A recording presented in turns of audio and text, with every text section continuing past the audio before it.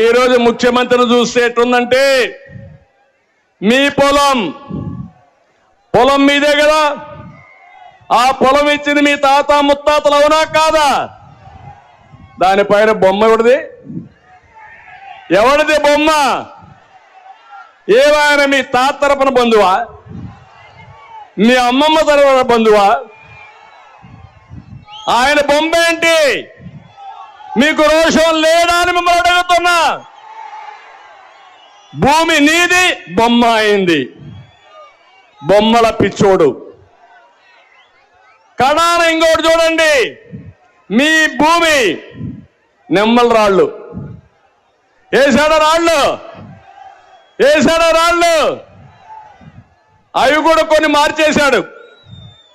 భూమి మొత్తం మారిపోతా ఉంది, రికార్డ్స్ అన్ని మారిపోతున్నాయి.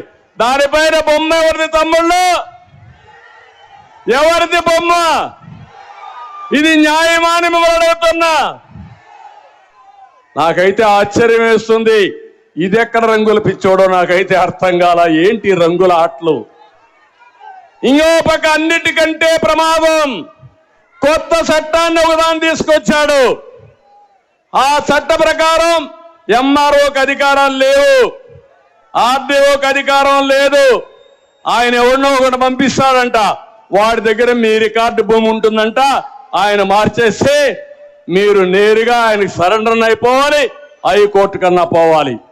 అంటే మన భూమి, మన తాత ముత్తాతలు ఇచ్చిన ఆస్తి, అడంగలు గాని 10-1 గాని పట్టాదారు పాస్బుక్లు ఇచ్చిన ఆస్తి అన్ని తీసేస్తాడంట. తీసేసి మనం అందరం ఈ జగన్మోహన్ రెడ్డికి బానిసలం. ఆయన ఎవడికి చెప్తే వాడికి ఆట ఆడడానికి. ఇది మీరు ఆమోదిస్తారా అని అడుగుతున్నా. మీ ఆస్తికి మీరు వారసులు అవునా కాదా? మీ ఆస్తి మీదవునా కాదా?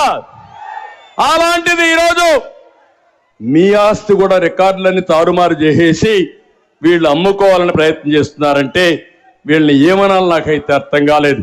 రైతులకు అన్యాయం చేశాడు.